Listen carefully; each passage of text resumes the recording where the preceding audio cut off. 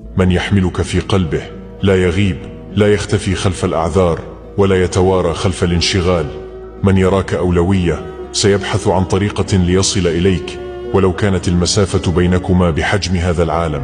سيعرف كيف يسأل عنك، حتى لو بكلمة، حتى لو برسالة بسيطة تقول: هل أنت بخير؟ فالمحب الحقيقي لا يتوه، لا يتردد، ولا يتهرب. لا يقنعك بالصدفة، ولا يختبئ خلف القدر، ولا ينتظر أن تبادر دائما. الذي يريدك سيصنع من المستحيل وسيلة ليكون قريبا. لن يدعك تتألم بصمت، ولن يغيب حين تحتاجه. لا تصدق من يقول: كنت مشغولا، فالقلب حين يشتاق لا يعرف الانشغال. من يريدك سيسأل عنك دون أن تلمح، وسيطمئن عليك دون أن تشتكي، وسيشعرك دائما أنك لست وحيدا.